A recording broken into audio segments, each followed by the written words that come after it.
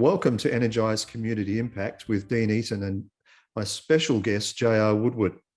We're here to continue the conversation about church planting and movement making around mission and developing your local church to develop its local mission. I'm your host, Dean Eaton, Director of Community Impact for Chorus Connect Australia.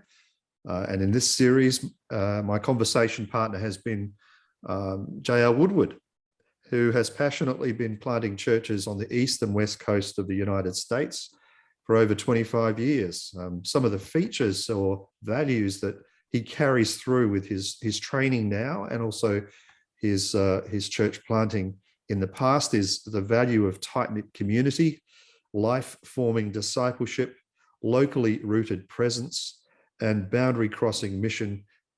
And all of those elements, I'm sure that if we were well schooled in all of those elements, church planters and pastors in general in mission would be much more equipped to face the task they have. And that's the purpose of these interviews with you, JR. And also we've been picking up threads as we've gone along of quotes and things that are featured in two of your books, particularly Creating a Missional Culture, InterVarsity Press, and also The Church as Movement, which you co-wrote with your good friend. Dan White Jr. Yes, Dan White Jr. Thank you for the brain cell. You've co-founded the Missio Alliance, which is known here in Australia, and you currently serve as National Director for the V3 Church Planting Movement. You are the co-founder of the Praxis Gathering, and you write for numerous websites and journals. And we've seen too that you hold a master's in arts of global leadership from Fuller Theological Seminary, but also of interest, a recent PhD at the Manchester University in the UK. And it's going to result in a new publication coming out soon, which we've referenced before, and no doubt we'll talk about again. But today we're going to explore the whole matter of coming near our neighbourhood or exegeting the neighbourhood. For those who are not familiar with these sort of technical terms, the idea of exegesis is interpreting or reading a situation. It's often used to refer to exegeting the scriptures or understanding how to read the text, and is distinct from hermeneutics, which are the principles that we take to the task of exegesis or exegeting or reading a situation. So having cleared up a couple of technical terms, JR, welcome today. It's good to have you here. Good to be here, man. Yeah, and wonderful to see you again. And I'm really looking forward to this topic today. I just think that it's going to put legs on the whole idea of locally rooted presence. And I just love that term as well. JR, tell us what you want to talk about today. Yeah, I mean, like you already kind of introduced, it's like the importance of contextualization is kind of how do we read our city and understand it better. And so I want to kind of give a tool when it says come near to your neighborhood. The NEAR are kind of like represent different ideas, a tool by which we can kind of better understand our context. And I think, it's important because if we want to take the whole gospel to the whole neighborhood, and I like that, for me, the question I asked when we went to plant in LA was like, if God's reign were to be more fully realized in the neighborhood here, what would be different? Well, that kind of requires a good understanding of the neighborhood, a little bit about its history and what it values and so forth and so on. I like Rene Padalda. He's a missiologist in Latin America, and he describes contextualizing this way. He says, to contextualize the gospel is to translate it in such a way that the lordship of Jesus Christ is not an abstract principle or a mere doctrine, but the determining factor of life in all its dimensions, and that basic criterion in relationship to which all cultural values that form the very substance of human life are evaluated. And so without contextualization, he kind of continues, the gospel will be either tangential or irrelevant.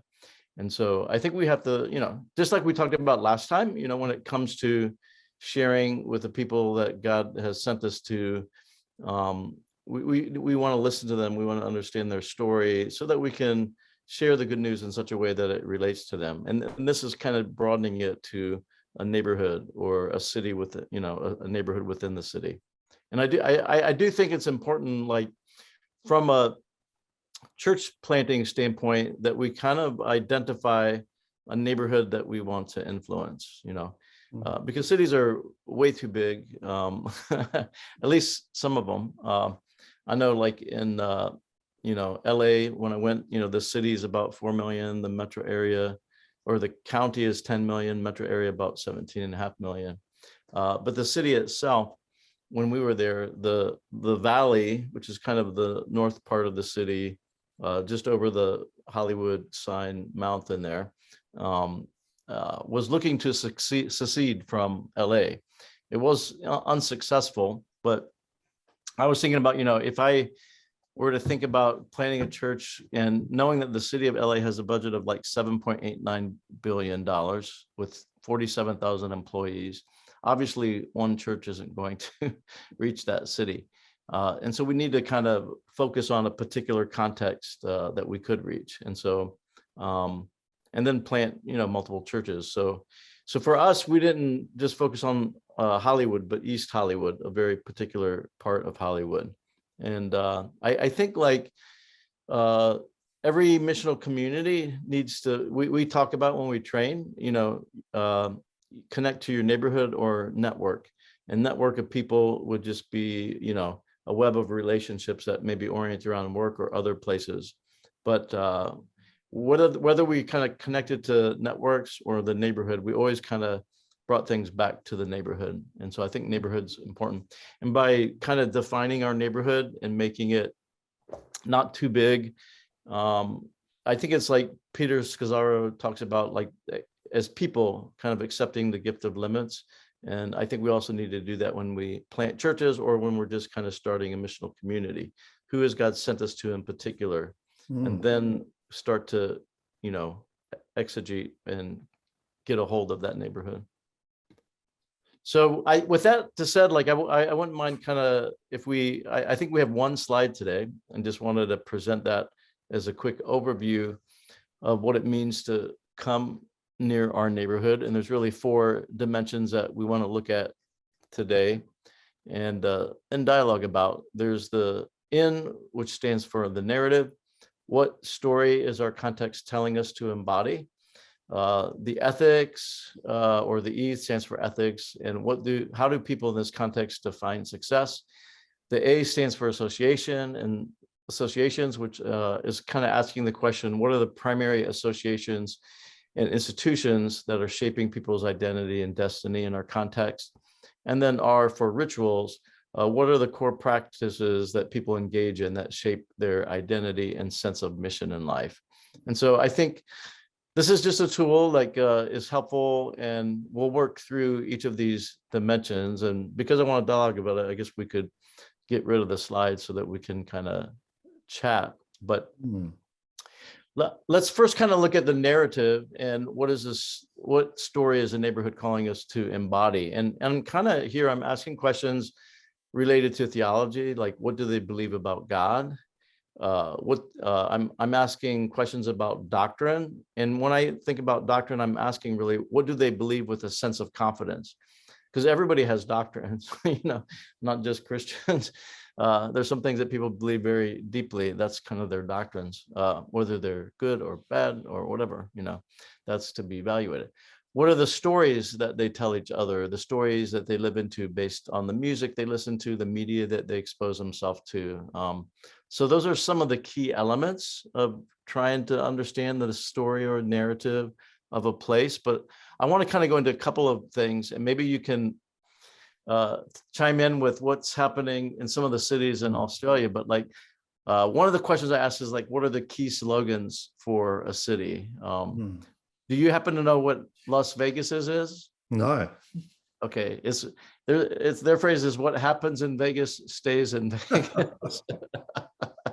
So that probably tells us a lot about Vegas. In LA, some of the names LA has is La La Land, which actually there's a movie on that now. Yeah. City of Angel, Tinseltown. I lived in DC for a little while, and some of those kind of names for DC are the American Rome, the nation's capital, or Hollywood for ugly people, some people say.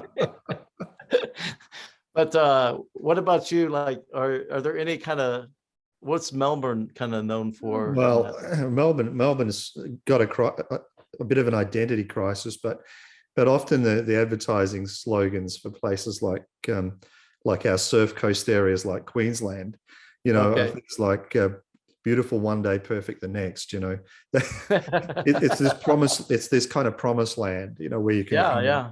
It's a bit like it's a cross between Vegas and a kind of surf coast, Hawaii or something. Yeah, But, yeah. but yeah, I think Australia often looks at itself as the land of the fair go. You can Okay. you can get a fair go here, mate. It's that All kind right. of slogan. And the other Yeah. thing is Aussies tend to think of themselves as pioneers, right? Uh-huh. Yeah.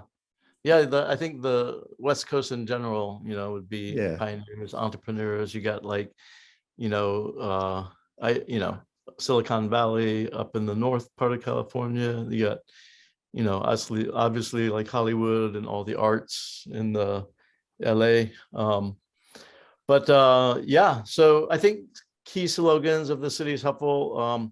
What are the prime landmarks, and how do they shape the narrative of the city is another question I'd like to ask. What kind of music do people tend to listen to? What are people's favorite films, and what lines can they quote by heart? What does that tell us?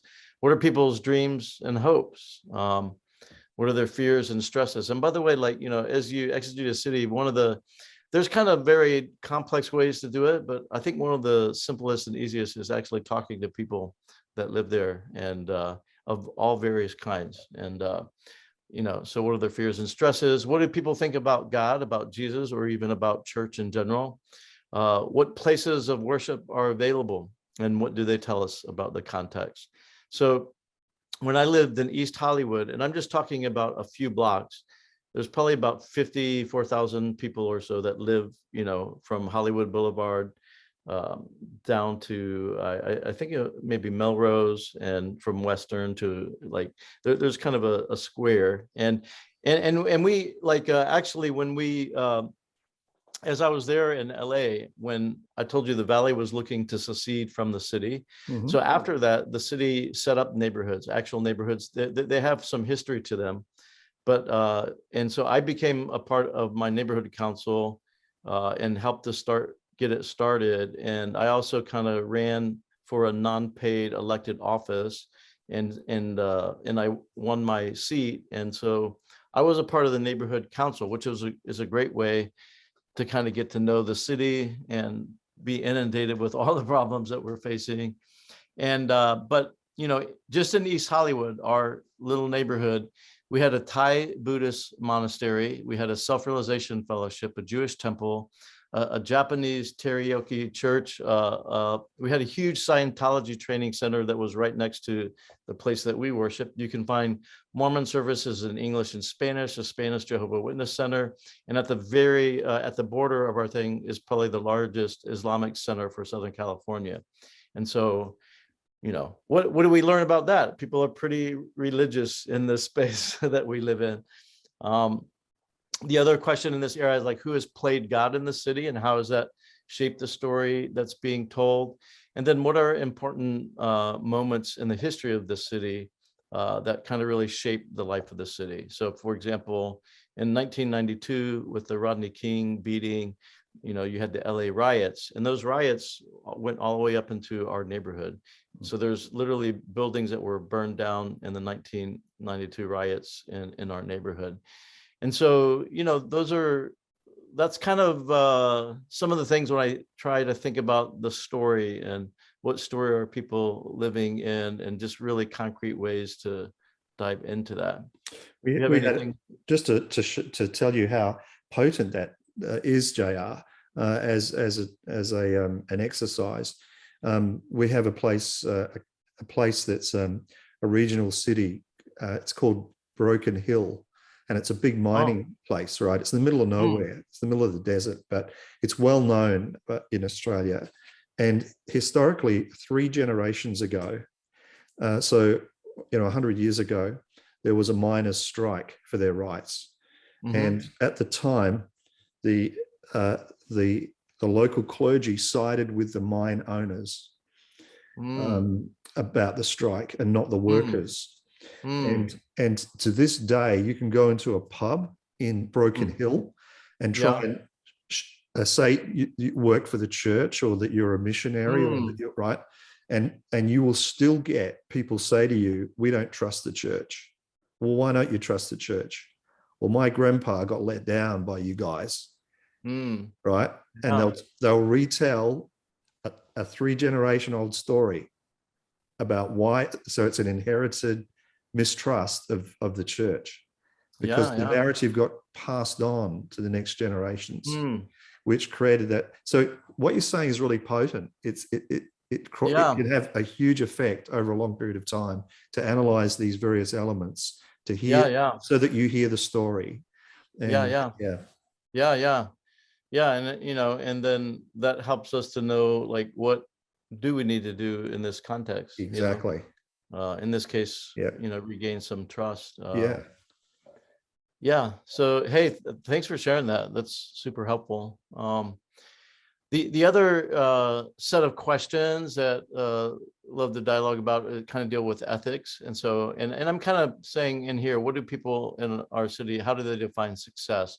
So ethics are the moral convictions that shape the life of the community and speak to people's sense of being. So we were just talking about what, are you going to support the underdogs or the owners in this case, which in turn shape people's doing. So this is about kind of reflecting on the lives of the people to examine if there's a sense of promoting the common good in the neighborhood or something else. So some of the questions I think about here is, does the pace of life in this context hinder or aid people's ability to just have moments of silence and solitude and reflection?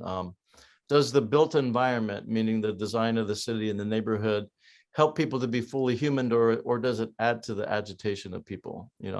I know, like, when I lived in East Hollywood, we had a huge park that was not too far from us, but we didn't have any, like, too many local parks. We did have one little one, but I know when I lived in DC, I had like 3 nice parks, like in walking distance to me, and it really made a big difference in just how my life was, that little element of the built environment. Just to throw something in there. Yeah, please. It's interesting to me that the Bible Belt of Melbourne, there is a Bible Belt, and it's the area I live in. And it's interesting that this area probably contains more parks than other parts of Melbourne.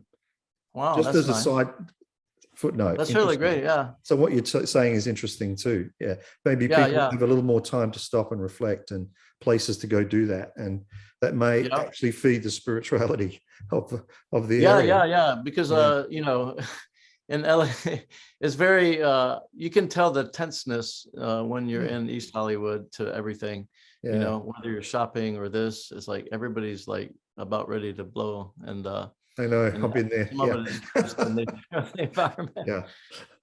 And East Hollywood is kind of the other side of the track. So it's not the Hollywood Hills. It's not, every part of Hollywood is very different. The other question is, like, does the art scene help people in the neighborhood and city consider important questions a community ought to address, or does it add to the rest of the people? How do the primary modes of transportation shape people's sense of being?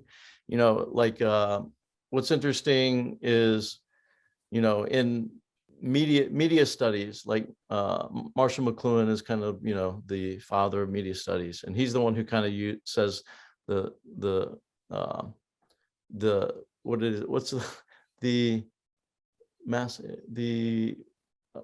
can't think of his quote now. That's okay. It'll come back. Anyway, Marshall McLuhan studied media, and if you go to like New York or Boston or even DC, there, the metro system is pretty strong. And a lot of those cities were built before the car. Hmm. But like LA was being built as the car was being developed.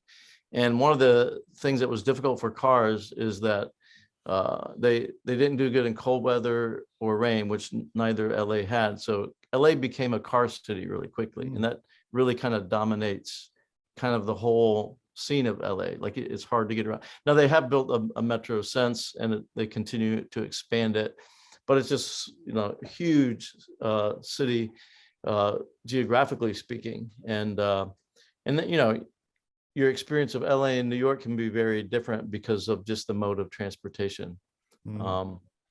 Who promotes and hinders justice in our context? How does the city shape people's conception of the good life? You know, in LA, maybe people are thinking about everybody living in the hills, and we tend to always look up at the person above us as opposed to, you know, but in LA you have all of it. So one of the things I liked about living in LA is I felt connected to the world and how a lot of the world lives, because we have, you know, extreme poor, we have extreme rich, and we have in between, and you're just kind of in the middle of all of that. Does the city promote in our case, like the American dream or God's vision for the future? And they are different. And how might that shape people's imaginations? Do the laws and enforcements of laws help each person in the city, no matter what their class or ethnicity, feel like they're a person made in the image of God? Does the description of the good life cause people to consider others more important than themselves? You know, what behaviors are rewarded and which are punished? And how does the city's government's budget reflect on her understanding of what success is? So these are all kind of questions that kind of speak to some of the ethics of the city, but also, again, all of these are kind of being asked to that larger question: if God's reign were to be more fully realized, what would be different? And as you go through all of these, you could probably think of hundreds of things, you know. And I think part of the job, just like we find our own calling by looking at a need and what we feel passion for. When you kind of put, you know, some of the world's greatest needs and our greatest passions together, I think that's how you find what your you know, your calling is. And so each missional community, you know, you're not going to meet all the needs, but what do you feel most passionate about in light of the needs, in light of other groups that are meeting those needs? What's kind of being left out that we really feel excited about kind of doing? Yeah, so it's that principle of joining others who maybe are doing a particular thing already, or if they're not, then filling that gap. But finding that particular avenue for building up, edifying the city, being a citizen of the city, truly, you know, that seeks the welfare of the city. But I like how you've brought that down to so what is my neighborhood? Who is my neighbor directly? And even the problem that some people then throw up about, oh yeah, but you know, I'm networked by affinity with people around sports or hobbies or work, and that's fine. But you know, I found as a church planter, particularly, and this particularly happens or is brought into focus when you go to a country town, right? To plant, right? That maybe there's only a small population, say under 20,000, right? So then you are forced to be in a geographical location and find within that geographical location some of your affinity friends, you know. And so I do think that it applies. And what I love about it is it focuses your energy, your time, your prayer, you know, your prayer walking, it focuses your attention to the details of the place and all the things that you've outlined that will help us exegete the place. It helps us work out what the national story is as well as the local story, and then we can move into sort of talking about the tribal stories, if you like, of particular subcultures. I love the way you focus it with us with this near and how convenient, near. Yeah. A great acronym for what you're Yeah, talking that was about. the idea. How to Yep. get near. It's just great. Yeah. And then, which kind of leads to the associations. So that for the A, what are the primary organizations and institutions that are shaping people's identity and destiny? And so I think institutions are structured narratives that shape how we see the world, relate to others. Structures speak to the distribution of power, decision making. Systems kind of either encourage the flourishing or demise of the city. And so some of the questions I ask here is, what companies are the primary employers of the city? That would probably be key to Broken Mountain, right? Do the primary employers look out for the common good of the city or their own good? Is that probably relates to the workers? Broken Hill, yeah. Is the government centralized or decentralized, giving power to local neighborhoods? Kind of one of the nice things that happened in LA is, as we develop our neighborhood councils, is that the city actually gave us money every year that we could use as we saw fit. And I was on what they called the outreach. I kind of co-chaired the outreach group, which is kind of funny. They had their own outreach because, you're trying to get people to be part of the active in the neighborhood. Yeah. And because we were just getting started, sometimes we would hold like street fairs, right? Big times where we could all interact. That was on the city's dollars, and I would just invite our church to it. So it wasn't like, the fun in kind of joining God and things is like, as you see, what God's doing in the neighborhood, and you can kind of be in a place where you actually use the city's money and invite the church to the party. Yeah, That's great. even better. It's great on our budget. Yeah, absolutely. And even when I had to finish my term, like all of the council asked, can you find somebody else like in your church or something that could take your role? Because like, we don't want to miss what you guys bring to the table. And and that's what we did. I found somebody, and they were able to get elected as well, because the whole council appreciated, the work that we kind of did. So that's always good, right? Like the other question is like, do the lawmakers and judges treat people with fairness or with favoritism? How do various institutions deal with immigrants as people made in the image of God or a problem? If there is gentrification happening in the neighborhood, are the displaced treated as fully human beings? Who founded the hospitals? How do they operate? And do people have equal access to healthcare? Is it easy or difficult for small businesses to flourish in the neighborhood? Which institutions are caring for the homeless in a God-honoring way? Are churches seeking to bring a greater sense of the kingdom to their neighborhood, or looking out for themselves? What's the reputation of the religious leaders in that context? And who are the most powerful people in the city, and do they promote justice or their own welfare?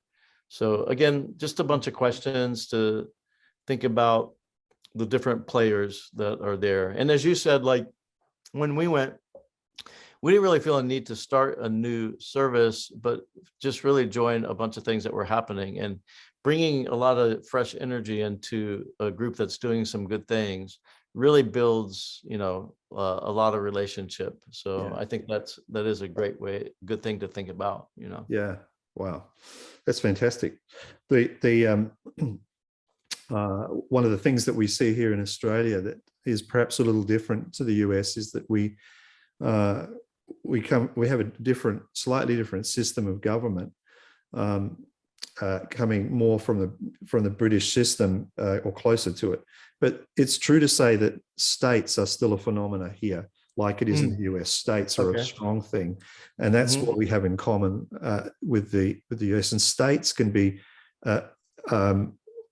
I have the perception from here that states in the US often have their own distinctive characters as well. Is that fair to say? Yeah, they do. Yeah.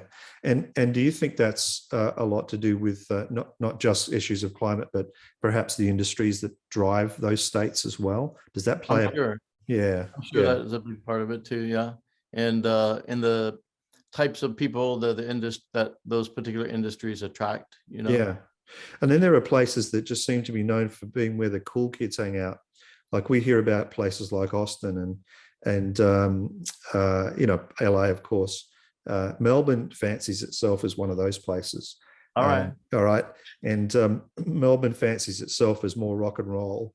And we think of Sydney as a bit more synth pop, right? Okay. A bit more lightweight, Yeah. Okay. Isn't it funny how you can summarize cultures sometimes so quickly? But right. Yeah. And then the last area I like to look at is what I call rituals, but like you could say kind of core practices that people engage in that kind of shape their identity, mission in life.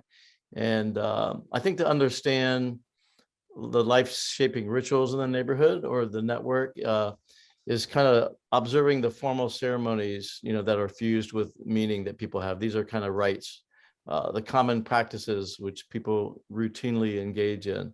And then everyday liturgies that people partake in that shape their ultimate desires, identity. Like J.K. Smith talks about liturgies, but not just the Christian liturgy, but there's a liturgy of the mall and the liturgy of this and that.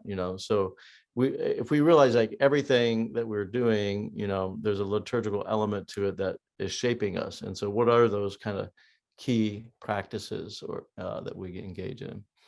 And so some of the things I look at is like what holidays are celebrated with the most vigor. What holiday would you think that LA celebrates with the most energy? I have no idea. I have no idea. It's actually like Halloween. Oh, really? Okay. The city kind of shuts down. Like there's people coming from all over the place to celebrate Halloween. People dressing up and all that. Well, I think a part of the reason is because Christmas, like a lot of people come to LA from other cities. Yeah. And so they tend to go home. And so LA's actually around Christmas time is a lot less traffic, a lot easier to get around. Wow. Yeah, it's very interesting in that way. I think in Sydney, it's the gay Mardi Gras every year. Yeah. All right. Yeah. That's a biggie for them. Yeah. Got it. Yeah. And then, how do people approach their work as a career or calling? What do people do in their free time and how much free time do they have? Other than work, what do people devote most of their time toward? What third spaces do people engage with the most? How do people spend their time, money, and talents? In what ways do people seek to meet their need of beauty? What are the most influential media institutions and how does their reporting influence people? What are the primary educational institutions and how are they shaping the life of the children in the city? Does everybody have equal opportunity when it comes to education? And then what are the significant universities in the city or neighborhood and how is that influencing the neighborhood? And so those are some of the things I kind of think about with rituals. What does that kind of bring up for you? Yeah, just while we're talking, I'm just going to bring up this slide again because I think that people are probably by now saying, can we have the slide back? Good idea. The rituals thing is really important. I mean, in Australia, we have a lot of sunshine and we tend to go to the beach a lot and we tend to go to sports a lot. We go and either watch sports or go and play sports a lot. So it is a culture and a climate that allows for a lot of that to occur, a lot of outdoor living, a lot of outdoor activity. And that does shape the Australian identity in many ways. And it shapes in many ways that what people see as a core practice in life is to get out in what we call the bush or, the outback or, to get out amongst the creation. And that's very popular, but also to gather around, tribal warfare, my team against your colors, it's that, right. Which is very British, very, as very British, right? Yeah. You don't want to get caught in a pub where there's all these fans who've just lost the game, Right. But and now like living in Seattle, like we have like 15 Fortune 500 companies that are centered here, including ones that you would know like Microsoft, Amazon, Starbucks, and so forth. But because there's a pretty high tech space, there's when I talk to planners who are kind of in certain parts of the downtown, they'll say that, like, people will generally work really, really hard, and they're kind of maybe single or married without kids, and they're wanting to work hard for like 3 or 4 years and then move somewhere else where it's more affordable. And so they know, like, there's a lot of their congregation is going to be in for 3 or 4 years and out. And so they have to really kind of design their discipleship and mission around some of that, if that's kind of one of the groups that are in your neighborhood. So. Very true. You have to celebrate people leaving as much as you Yeah. celebrate them coming, don't you? Otherwise, otherwise it becomes weird. Yeah. Yeah. Yeah, that's true. All of these things, the narrative, the ethics, the associations, the rituals, as you say, you've shared a lot of great questions with us today that come under these headings, and they've been really helpful for me in exegeting, thinking about exegeting my neighborhood, and also my state and my nation. Yeah. And I think these reflections go way beyond people just doing statistical snapshots of their place, which you can do. In Australia, we can readily get statistics about the population, but those things are cold statistics compared to really taking these principles that you've shared with us today and using them as the way of exegeting, exploring. It gives us the homework to go do as a missional community, and it gives us much to pray for and about. So I love all of these elements. This is a really content-rich session you've given us, and I want to thank you today for it being such a rich session. You've given us a lot to take away from this session, and we look forward to our next and final conversation in this series, which we're going to have next time, and that's really going to be looking at being communities of faith, hope, and love. But today I want to thank you for this time, and we'll look forward to seeing you next time. Okay, see you then. Bye.